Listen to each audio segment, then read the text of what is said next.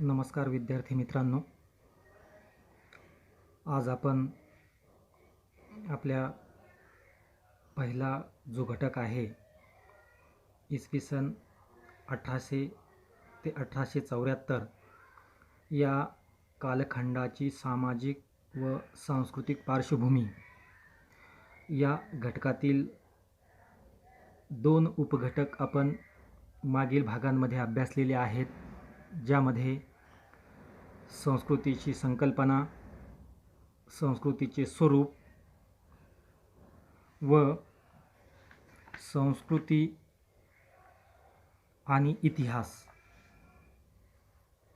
हे दोन घटक मागच्या दोन भागांमध्ये आपण अभ्यासलेले आहेत. या भागामध्ये आपण उपघटक क्रमांक 3 संस्कृती आणि साहित्य यांचा अंतसंबंध हा घटक अभ्यासणार आहोत. मित्रांनो, संस्कृती आणि साहित्य यांचा संबंध घनिष्ठ आहे. संस्कृती आणि साहित्य या दोन्हीही संकल्पना वेगवेगळ्या आज ज्ञानशाखा बनलेल्या आहेत. समाजशास्त्र, मानसशास्त्र यांसारखी सामाजिक शास्त्रे आज साहित्याचा विचार करत आहे. किंबहुना समाजशास्त्रीय, मानसशास्त्रीय दृष्टिकोनातून आज साहित्य लिहिले जात आहे. या गोष्टी जर लक्षात घेतल्यास संस्कृती आणि साहित्य यांच्यात काही एक अंतसंबंध आहे हे आपल्याला दिसून येते. साहित्य आणि संस्कृती यांचा परस्परांशी असणारा संबंध तसा सर्वमान्य आहे. साहित्याचा विषयच मुळात समग्र मानवी जीवन असा आहे. या मानवी जीवन अनुभवातूनच साहित्य आकारास येत असते. म्हणजेच जीवन अनुभवाचे प्रतिबिंब साहित्यात उमटलेले असते. केवळ नुसते जीवन अनुभव साहित्यात असतात असा त्याचा मर्यादित अर्थ येथे अभिप्रेत नाही, तर व्यापक अर्थाने पाहता कलावंत ज्या समाजात राहतो तो समाज, तेथील रीतिरिवाज, तेथील परंपरा, त्याच्या भोवतालची सर्व परिस्थिती, विचारधारा, त्याची काही व्यक्ती वैशिष्ट्य या सर्वांचा विचार साहित्यामध्ये अभिप्रेत असतो. साहित्यातून संस्कृतीचे दर्शनही घडत असते आणि म्हणून विविध भाषा, प्रदेश यानुसार जेव्हा साहित्य निर्मिती होते तेव्हा त्यांची वैशिष्ट्यपूर्ण संबंध बहुतांशी संस्कृती भिन्नतेशी असतो. म्हणूनच आपण पाश्चात्य साहित्य, भारतीय साहित्य, त्यामध्ये मग भारतीयमध्ये मराठी साहित्य, हिंदी, बंगाली, कन्नड, तेलुगू यासारख्या भारतीय भाषांमधील साहित्याचा भेद करत असतो. मग त्या सांस्कृतिक वैशिष्ट्यालाच प्राधान्य यामध्ये दिलेले असते. हे लक्षात घेतल्यास एका बाजूने संस्कृती ही साहित्याच्या निर्मितीचे कारण ठरत असते, तर दुसऱ्या बाजूला साहित्य ही एक सांस्कृतिक शक्ती ठरून संस्कृतीच्या जडणघडणीत सहभागी होत असते. आणि म्हणून संस्कृती आणि साहित्य यांचा हा संबंध फार महत्त्वाचा असलेला आपल्याला दिसतो. संस्कृती ही विशिष्ट मानवी समाजाची एकंदर जीवनपद्धती, जीवनशैली असते, तर साहित्य हा त्या जीवनपद्धतीचा, जीवनशैलीचा भाषेच्या द्वारे व्यक्त झालेला वैशिष्ट्यपूर्ण आविष्कार असतो. तसे मानले तर सांस्कृतिक संदर्भाशिवाय साहित्य संभवत नाही असे आपल्याला म्हणता येईल. त्यामुळे विशिष्ट समाजातील वा भूप्रदेशातील साहित्य ही कल्पनाच त्या समाजाचे वा भूप्रदेशाचे सांस्कृतिक अंग असते. साहित्य निर्माण करणारा साहित्यिक आणि या परंपरेच्या चौकटीत तो कार्य करत असतो. त्यावेळी त्याची समकाळाशी बांधिलकी असते. ही समकालीन बांधिलकी साहित्याला सांस्कृतिक संदर्भ प्राप्त करून देत असते. साहित्य आणि संस्कृती यांच्या अंतसंबंधाच्या संकल्पनेनुसार साहित्यिक आपल्या साहित्य निर्मितीसाठी समकालाचे भान ठेवून जीवन अनुभवातून विषयाची निवड करत असतो.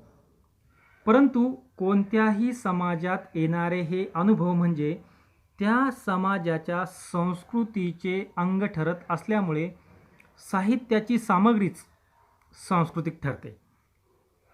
जीवन वास्तवाविषयीची लेखकाची जी प्रतिक्रिया साहित्यातून व्यक्त होते त्यामागे एक मूल्य असते. जीवनविषयक, कलाविषयक काही धारणा असतात. त्या लेखकाच्या जीवन जाणीवेच्या जशा द्योतक असतात तशा त्या सांस्कृतिक संदर्भाच्याही निदर्शक असतात. आणि म्हणून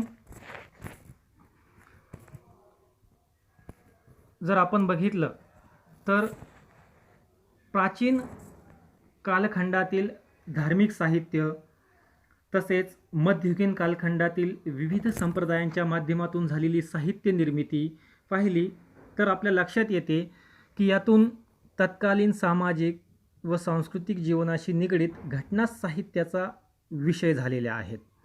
मग जर आपण प्राचीन कालखंडातील धार्मिक साहित्य निर्मिती घेतली तर वैदिक काळातील वाङ्मयात जे 4 वेद, ब्राह्मण ग्रंथ, आरण्यके व उपनिषदे यांचा त्यामध्ये समावेश होतो.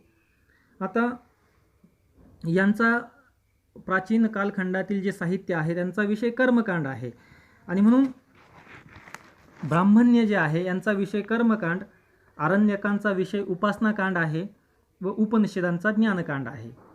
मग या सर्वांमधून तत्कालीन कालखंडातील सिंधू प्रदेश, गंगा यमुना खोऱ्याकडचा भूप्रदेश, त्यावेळची कृषी संस्कृती, हस्तकला, धातुकाम, मातीकाम, दळणवळण या सगळ्या परंपरा प्रथा यामध्ये समाविष्ट झालेल्या आहेत. त्यासोबतच जर आपण मध्ययुगीन कालखंडातील जे वेगवेगळे संप्रदाय निर्माण झाले होते ज्यामध्ये नाथ संप्रदाय असतील, महानुभव संप्रदाय असेल, वारकरी संप्रदाय असेल, या सगळ्या संप्रदायांनी निर्माण केलेलं जे साहित्य आहे या साहित्यामधून तत्कालीन समाज जीवनाच्या पार्श्वभूमीवर सामाजिक, धार्मिक व सांस्कृतिक क्षेत्रातील विचारकार्य विशेषत्वाने आलेले आहेत. आणि मग या भक्ती संप्रदायाचा जो रोख होता विशेषतः तो ब्राह्मण्य आणि कर्मठपणा यांना प्राप्त झालेले अवास्तव महत्त्व कमी करणे, कोणताही भेदभाव न करता या संप्रदायांनी लोकांना आपापल्या संप्रदायात सामील करून घेतले. त्यामुळे उच्च नीचतेची भावना कमी झाली आणि विशेषतः मध्ययुगीन कालखंडातील संप्रदायांनी एकमेका सहाय्य करू अवघा धरू सुपंथ या उक्तीप्रमाणे लोकशिक्षणाचे एक महत्त्वाचे कार्य आपल्या साहित्याच्या माध्यमातून केले.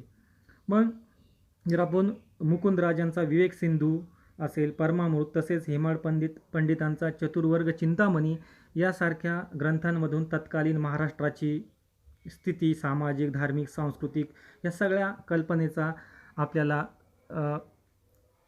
आपल्याला अभ्यास करता येतो. आणि एकूणच या साहित्याच्या माध्यमातून तत्कालीन सामाजिक, सांस्कृतिक जीवनाशी निगडीत ज्या ज्या घटना घडल्या त्याच साहित्यांचा विषय झालेला आपल्याला दिसून येतो. नंतर 1818 नंतर ज्यावेळेस इंग्रजांचं आगमन झालं, येथील समाज जीवनात भौतिकता येऊन सांस्कृतिक स्थित्यंतर घडून आले. अगदी वेगळ्या प्रकारच्या वाङ्मय निर्मितीला यानंतर सुरुवात झाली. आणि जर आपण बघितलं तर 1818 नंतरचं जे साहित्य आहे सुरुवातीच्या कालखंडाचं तर ते भाषांतरित साहित्य होतं. विशेषतः इंग्रजी असेल, संस्कृत असेल, अरबी असेल, अशा वेगवेगळ्या साहित्यातून भाषांतरित साहित्य सुरुवातीला इंग्रज आल्यानंतर झालं. म्हणजे तत्कालीन जवळपास 1800 ते 1874चा कालखंड जो आहे या कालखंडाला म्हणूनच भाषांतर युग असंही नाव दिलं जातं. आणि मग या कालखंडामध्ये जे काही काव्य असेल, कथा असेल, नाटक असेल, कादंबरी असेल, हे जे साहित्य निर्माण झालं हे प्रारंभीचं साहित्य हे भाषांतरित साहित्य म्हणून गणलं गेलं. आणि म्हणून ब्रिटिश राजवटीमुळे येथील समाज जीवनात जी भौतिकता आली आणि मग या 19व्या शतकाच्या उत्तरार्धामध्ये कथा, कादंबरी, कविता, नाटक असेल, वैचारिक निबंध या वाङ्मयाचा जर विचार केला तर तत्कालीन समाज जीवनातील सांस्कृतिक, आर्थिक व सांस्कृतिक स्थिती, राज्यकर्त्यांची उद्दिष्टे, आयत्यदेशीयांवर या उद्दिष्टांचा झालेला परिणाम, या अनुषंगाने निर्माण झालेल्या विविध चळवळी या सर्वांचं प्रतिबिंब तत्कालीन साहित्यामध्ये आपल्याला दिसतं. म्हणजेच आपल्याला एकूण असं म्हणता येईल की साहित्य हा समाजाचा आरसा असतो.